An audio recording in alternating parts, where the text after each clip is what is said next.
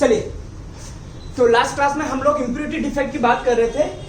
ये हमारे पास A B है, मैंने इसमें बी ऐड कर दिया तो AB2 बन गया, ठीक है, AB2 बी ऐड कर दिया AB3 बन गया।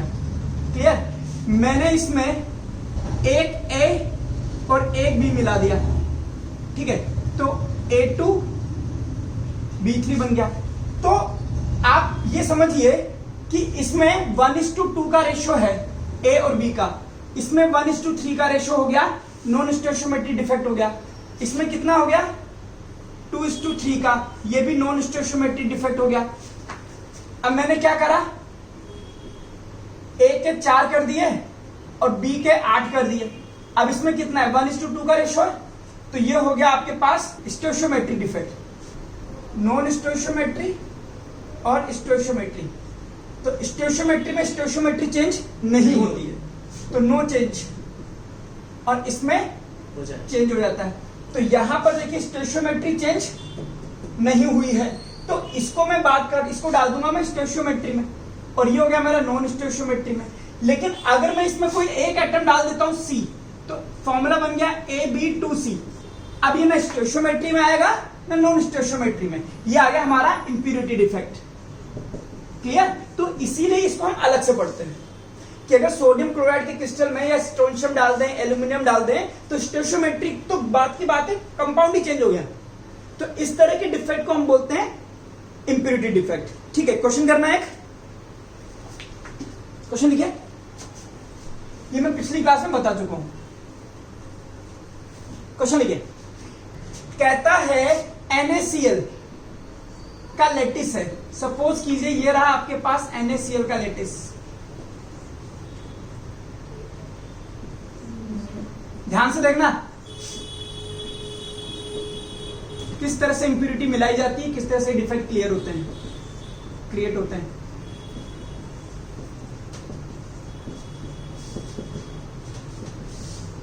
आइए, ये आपके पास NaCl का क्रिस्टल हो गया। अब मैं इसमें एक एटम मिला देता हूं स्ट्रोंशियम का, स्ट्रोंशियम +2। मैंने बोला ये एटम यहां से स्लिप होकर के यहां आ गया। क्लियर? अब ये जैसे ही यहां आएगा तो ये बाहर आ जाएगा, 1+ बाहर आ गया, और स्ट्रोंशियम यहां पर इसके लेटिस में आकर के एडजस्ट हो गया। अब इस पे प्लस चार्ज बढ़ा या नहीं बढ़ा? बढ़ गया।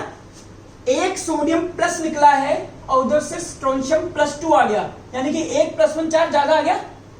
अब इस 1+1 चार्ज को कैसे बैलेंस करेगा? इसके लिए एक सोडियम अपनी जगह छोड़ करके बाहर आ जाएगा। ये सेक्रीफाइस करा गया सोडियम के थ्रू। क्यों करा गया? क्योंकि ये क्रिस्टल चार्ज हो गया था और ये प्लस बाहर आ गया, इसलिए इसको हम बोलेंगे कैटायन वैकेंसी। स्ट्रोंशियम +2 के आने की वजह से, स्ट्रोंशियम +2 जिस जगह पर आया है उस जगह से सोडियम निकल गया। अब +1 चार्ज एक्स्ट्रा हो गया, जिसकी वजह से एक सोडियम ने और सेक्रीफाइस करा, वो भी अपना जगह छोड़ जाएगा और एक कैटायन वैकेंसी क्रिएट हो जाएगी। इसका मतलब 1 atom strontium +2 create 1 cation vacancy. बोलो, सही बात है? एक स्ट्रोंशियम आया और उसने एक वैकेंसी क्रिएट कर दी। अब क्वेश्चन पढ़ो, if NaCl is doped with 10⁻³ mol%, 10⁻³ mol% of strontium chloride, इसका मतलब 10⁻³ परसेंटेज का 100 लगा दीजिए, इतने मोल ऑफ स्ट्रोंशियम क्लोराइड, यानी कि 10⁻⁵ मोल ऑफ स्ट्रोंशियम क्लोराइड आपने इसमें ऐड करा है। एक एटम ऐड कराते तो एक वैकेंसी क्रिएट करता, कितना एटम ऐड कराया आपने? 10⁻⁵ मोल। सो वैकेंसी क्रिएटेड इज 10⁻⁵ मोल। हो गया? क्लियर? अब क्वेश्चन में क्या पूछा है, संख्या बता दो 10 की पावर -4, 1 मोल में 6.023 इंटू 10 की पावर 23 एटम होते हैं। तो देख लो 6.023 इंटू 10 की पावर 18 वैकेंसीज क्रिएट होगी। यह है आंसर। एक बार आराम से देखिए, क्वेश्चन को पढ़िए, समझिए और फिर बात करते हैं। अब अगला क्वेश्चन करो। कहता है NaCl का जो क्रिस्टल है, उस क्रिस्टल में एज के सेंटर पर मिलने वाले सोडियम आयन को रिप्लेस करा गया है। क्लियर? तो पहले तो ये बताइए कि NaCl का जो लैटिस होता है उसमें सोडियम होता कहां का है? अगर आपको लैटिस याद है तो आप कर पाओगे, नहीं याद है तो फिर नहीं जाओगे। आपको याद है NaCl का लैटिस जो होता है, इसमें chloride ion CCP structure show करते हैं और सोडियम कहां होता है? ऑल ऑक्टाहेड्रल वॉइड्स पे। ऑक्टाहेड्रल वॉइड कहां होते हैं? एज के सेंटर पर और बॉडी के सेंटर पर, नहीं होते ना? अब आपको पता है कि NaCl में क्लोरीन का CCP अरेंजमेंट है, तो क्लोरीन के 4 एटम मिलेंगे, तो सोडियम के भी टोटल कितने एटम मिलेंगे? 4। उसमें से एक एटम तो बॉडी सेंटर पर चला गया, बाकी के कहां गए? एज के सेंटर। यानी कि इस लैटिस में एज के सेंटर की बात करोगे तो इन सबको मिला करके 3 सोडियम एटम मिलेंगे। NaCl में अगर आप बात करो तो एज के सेंटर वाले सोडियम की बात हो रही है, इसकी बात नहीं हो रही। एज के सेंटर वाले सोडियम टोटल कितना है? 3। क्लियर? ओके। अब कहता है एक एल्यूमिनियम +3 ऐड करते हो आप, तो सोचो अगर ये Na+Cl- Na सोडियम +Cl- इस तरह से है और इनका एक लैटिस है इस तरह से, और आप कहते हो कि एक Cl एल्यूमिनियम +3 आपने यहां पर ऐड करा है, तो मैंने माना यहां पे एक एल्यूमिनियम +3 आ गया, ये जहां जो सोडियम था वो मैंने बाहर निकाल दिया, +2 ज्यादा आ गया तो एक सोडियम यहां आ गया, ये लो, और एक और आ गया, ये लो।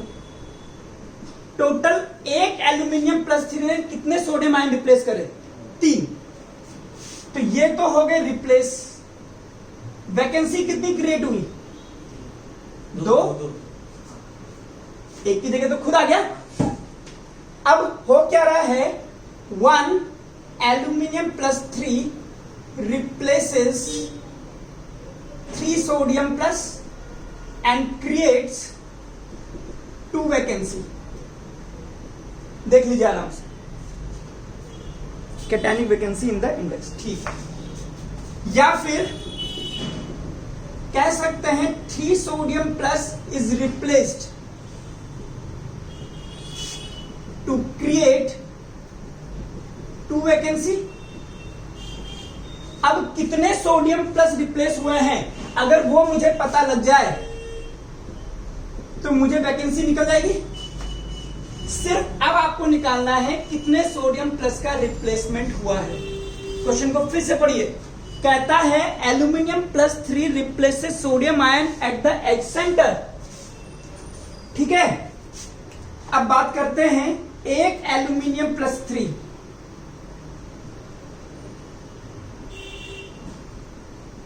रिप्लेसेस 3 सोडियम प्लस, और कितने सोडियम प्लस है हमारे पास? 1 मोल NaCl है। आइए 1 मोल NaCl, तो कितने सोडियम आयन है? Number of total Na plus ion is equal to Na, Avogadro number के बराबर। 1 मोल में इतने एटम होते हैं। जब 4 एटम थे उसमें से 3 कहां पे थे? एज सेंटर पे। तो Na atom out of Na sodium atoms, 4 में से 3 H सेंटर पे थे, तो 1 मोल में से H सेंटर पे कितने आएंगे? कितने बोलो, है ना? हमारे पास 1 मोल NaCl है, तो टोटल Na है, या यूं करो, इसको ऐसा कर दो, ऐसे करो, 1 मोल NaCl है, तो आउट ऑफ विच 3/4 मोल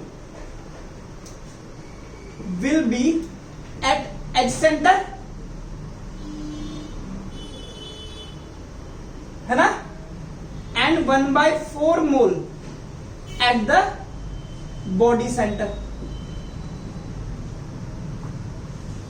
पहले ये तो पता करो कितने सोडियम एटम रिप्लेस हो रहे हैं, out of which 3/4 mole atom कहां पर है? H के सेंटर पे, और क्वेश्चन में लिखा है कि H के सेंटर वाले सोडियम एटम ही रिप्लेस हुए, यानी कि कितने सोडियम एटम रिप्लेस हो गए?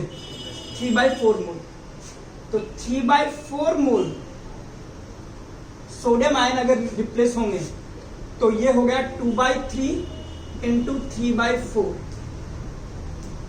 मोल वैकेंसी क्रिएट होंगी, यानी कि 1/2 मोल वैकेंसी क्रिएट होगी, यानी कि 1/2 Na वैकेंसी क्रिएट होगी, यानी कि 6.02 इंटू 10⁻23/2 वैकेंसी क्रिएट होंगी, यानी कि 3.01 इंटू 10⁻23 वैकेंसी क्रिएट होंगी, और ये रहा आपका आंसर। उड़ गए तोते। आइए देखते हैं एक बार फिर से, बहुत ध्यान से समझते हैं। क्वेश्चन पढ़ लीजिए इससे पहले एक बार, ये सब दोबारा लिख लेंगे, कोई बड़ी बात नहीं। आइए एक एक करके ध्यान से समझना। पहले मैं आपको NaCl का लैटिस समझा दूं। इसमें क्लोरीन जो होता है सीसीपी में होता है, सीसीपी का मतलब होता है कॉर्नर पर प्लस फेस के सेंटर पर, यानी कि 4, ठीक है। सोडियम कहां होता है? ऑक्टाहेड्रल वॉइड पर, और ऑक्टाहेड्रल वॉइड कहां होते हैं?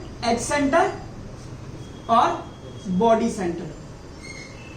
तो बॉडी सेंटर वाला 1 और H सेंटर में 3, तो सोडियम के भी हो गए 4। तो सोडियम के कितने एटम हो गए? 4। क्लोरीन के कितने हो गए? 4। फॉर्मूला बन गया NaCl। इस तरह के क्वेश्चंस आपने कर रखे हैं। इसमें कोई दिक्कत है तो बेटा पहले यहां बोल दो, क्लियर है? ओके। अब क्वेश्चन ये बताइए मुझे, क्या जितने सोडियम एटम हैं सारे के सारे H सेंटर पर हैं, या सारे के सारे बॉडी सेंटर पर है, या कुछ H सेंटर पर है कुछ बॉडी सेंटर पर है? कुछ H सेंटर और कुछ बॉडी सेंटर पर है। तो H के सेंटर पे कितने एटम है? 3, यानी कि 4 सोडियम में से 3 आपके पास H के सेंटर पर है।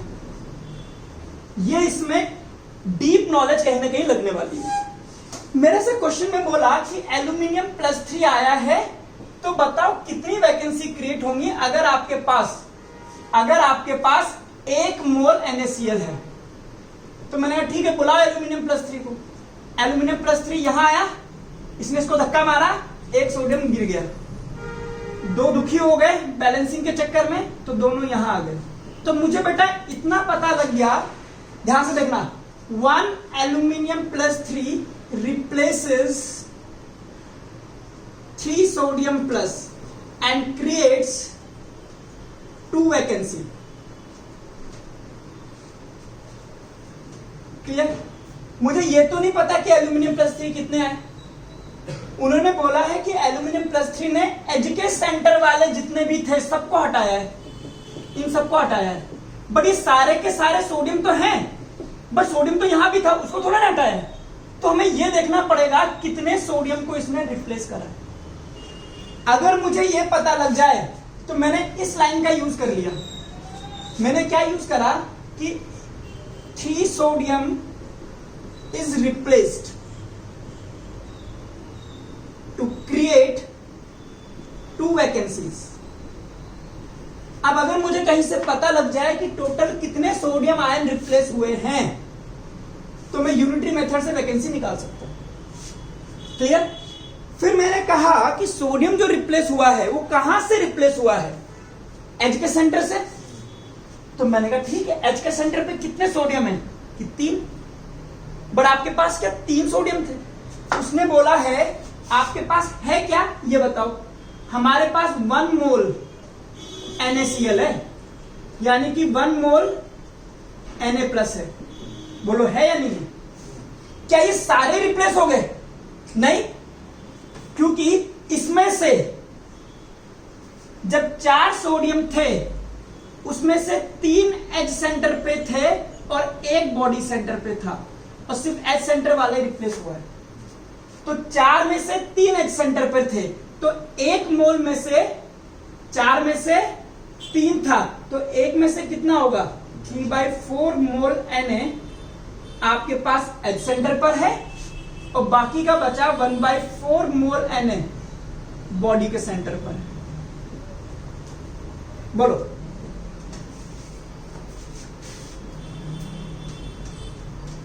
और रिप्लेस कौन सा हुआ है? एच के सेंटर वाला, यानी कि इतने सोडियम रिप्लेस हो गए। बस क्वेश्चन खत्म हो गई। 3 सोडियम रिप्लेस होते हैं तो 2 वैकेंसी क्रिएट होती है। तो 3/4 मोल सोडियम अगर रिप्लेस होते हैं तो 2/3 3/4 मोल वैकेंसी क्रिएट होगी, यानी कि 1/2 मोल वैकेंसी क्रिएट हुई, यानी कि 1/2 इंटू 6.023 इंटू 10⁻23 वैकेंसी क्रिएट हुई है, यानी कि 3.01 10⁻23 कैटायनिक वैकेंसीज क्रिएट हुई। बस खत्म। एक और क्वेश्चन करो जल्दी से। किसी भी यूनिट सेल की डेंसिटी क्या होती है? Mass of all the atoms in a unit cell upon volume of unit cell. Okay.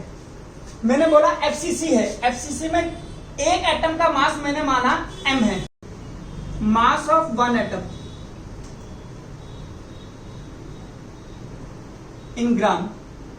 तो FCC में कितने एटम होते हैं? 4 और A क्यूब। यूनिट सेल की साइड अगर मैं A मान लूं तो वॉल्यूम कितना हो गया आपके पास? A cube. अब एक एटम का मास कितना होता है? याद होगा, मास ऑफ 1 एटम होता है इसका मोलर मास अपॉन Na, यानी कि 4 एटॉमिक मास या मोलर मास। अगर आप एटम की बात कर रहे हो तो एटॉमिक मास, ये हमने 10th में भी पढ़ा है, 11th में भी पढ़ा है, मैंने उस दिन भी बताया था। तो एटॉमिक मास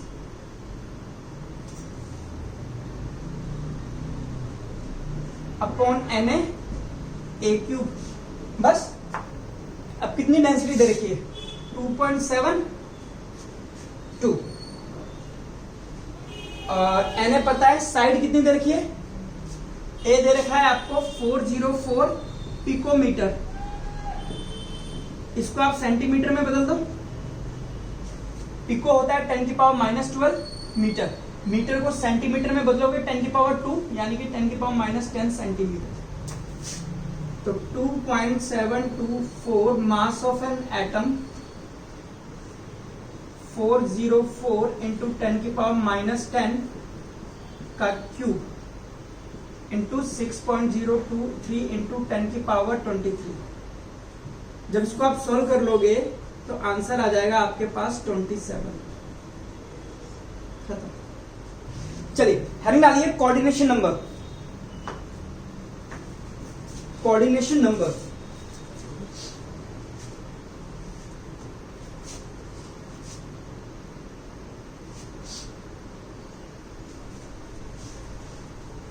इसमें भी क्वेश्चन आते हैं, 1 मार्क्स के क्वेश्चन आएंगे।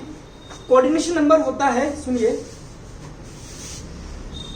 आइए, आपको जैसे मैं बात करता हूँ 1D की पैकिंग की बात करता हूँ, 1 डायमेंशन पैकिंग, उसमें हमने पढ़ा था एटम्स ऐसे करके ऐसे अरेंज होते हैं। तो ये एटम, इसके पास कितने नेबर हैं? 2। तो इस केस में इसका कोऑर्डिनेशन नंबर कितना हो गया? 2। पढ़ा हुआ है आपने, इजी है, कोई भी पढ़ा था।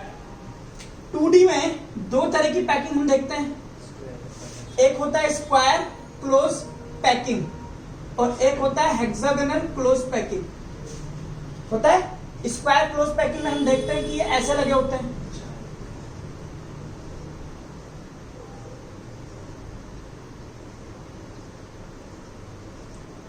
अब किसी भी एटम को पकड़ लो, ये कितने एटम से टच हो रहा है? 4 से। तो स्क्वायर क्लोज पैकिंग जो होता है, इसका कोऑर्डिनेशन नंबर कितना आ गया? 4। क्लियर? हेक्सागोनल क्लोज पैकिंग आपने देखी थी, ऐसा होता है।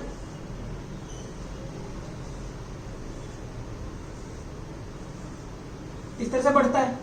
अब किसी भी एक को पकड़ लीजिए, 1 2 3 4 5 6, तो इसमें कोऑर्डिनेशन नंबर कितना आएगा? 6। ठीक है, लिखिए इसको, फिर इसके आगे की बात बताते हैं। अब बात करते हैं 3D में। अब 3D में क्लोज पैकिंग के बजाय हम सीधे जो यूनिट सेल है वही पढ़ लेते हैं, वो भी तो 3D पैकिंग है, BCC SCC FCC। आइए, तो 3D में हमारे पास क्या क्या है? एक है SCC, BCC, FCC या CCP और हेक्सागोनल क्लोज पैकिंग आते हैं। SCC होता है इस तरह से, इस तरह से। अब यहां पर ये एटम कितने एटम से टच हो रहा है, हमें वो निकालना है। ठीक है, अगर हम ध्यान से देखें तो SCC में ये भी है, बोलो, इससे टच हो रहा होगा।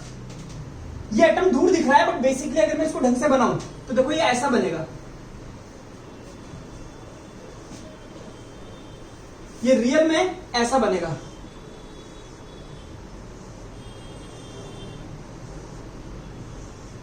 इस तरह से।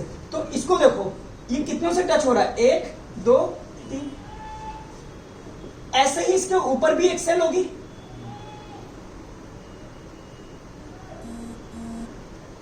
इसको भी टच करेगा, ये करेगा। इधर भी एक सेल होगी, इसको भी टच करेगा। ऐसी एक सेल आगे भी होगी, अब मैं उसको बना नहीं पाऊंगा यहां पे।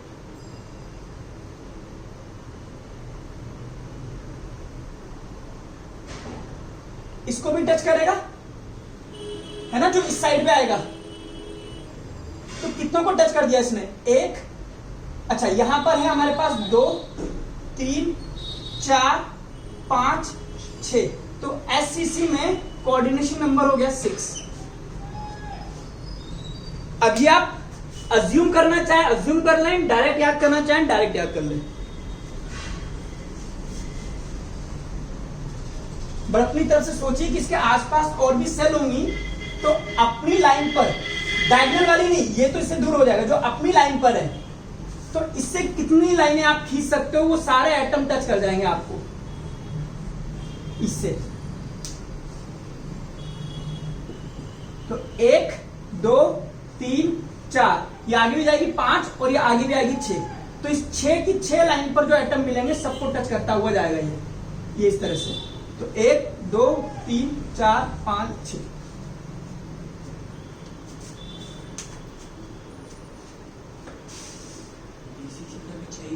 नहीं, बॉडी सेंटर किससे टच होगा?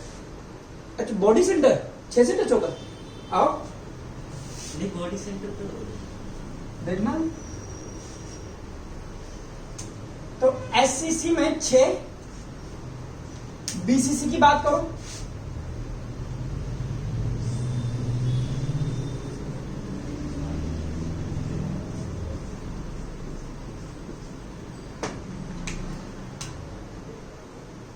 ये बड़ा होता है सबसे, तो सबसे टच कर जाएगा, तो 8 हुआ इसका। बॉडी के सेंटर वाला इन सबको टच करेगा, ऊपर वाला बिल्कुल बॉडी के सेंटर पे रखा है एक बड़ी सी गेंद। मान लो आपके घर में जिस कमरे में आप बैठे हैं उसके बिल्कुल सेंटर में एक बड़ी सी गेंद है जो सबको टच कर रही है, सारी फेसेस को, सारे कॉर्नर वाले एटम, और कॉर्नर वाले एटम भी होंगे एक एक करके, तो सब मिलाकर के 8 हो जाएगा। वही बता था मैंने कि सेंटर वाला जो एटम है मैं इसमें बना कर तो कितना एक्सप्लेन कर पाऊंगा। क्या आप सिर्फ ये सोचो कि ये जो एटम है ये सबसे टच करता है इनसे,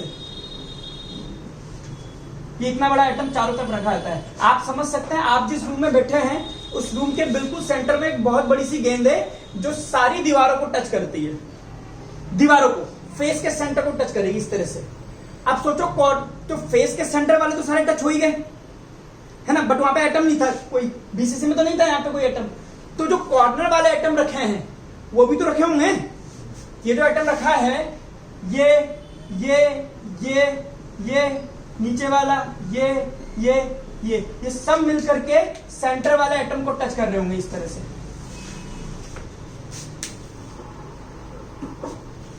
एफसीसी मैं आपको दिखा देता हूं जिनको देखना है, बाकी तो फिर याद करना पड़ेगा। एफसीसी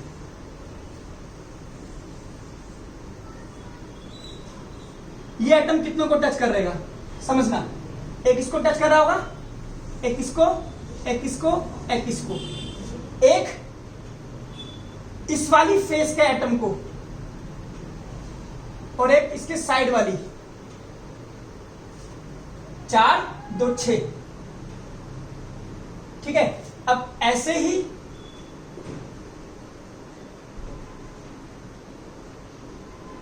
इधर आइए, तो इस वाली दीवार के साइड में और इसके सामने वाली दीवार के साइड में 8, ठीक है। और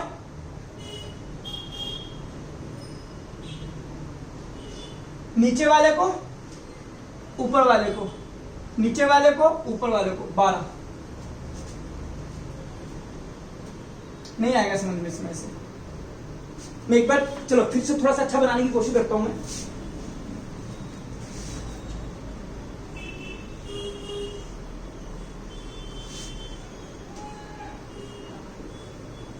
देखो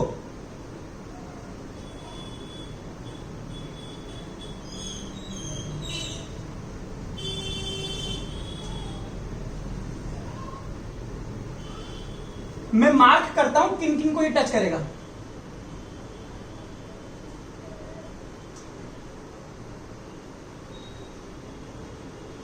एफसीसी यही तो था ना,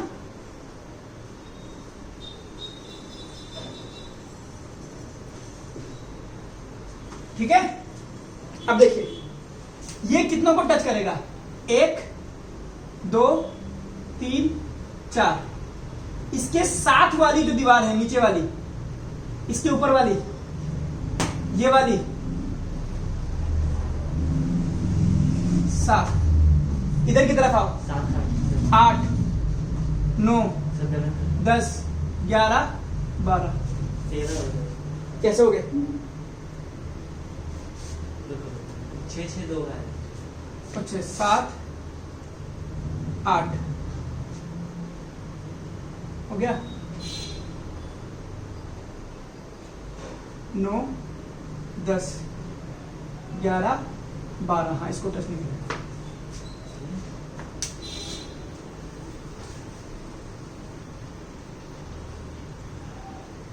बनाइए मत, सिर्फ लिख दीजिए 12, खत्म।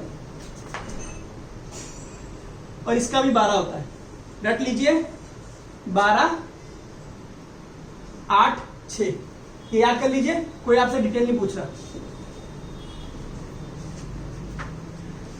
6 8 12 12। बीसीसी का तो वैसे भी याद हो जाएगा, बी ऐसे बनाते हो ऐसे ही 8 बन जाएगा आपका, खत्म।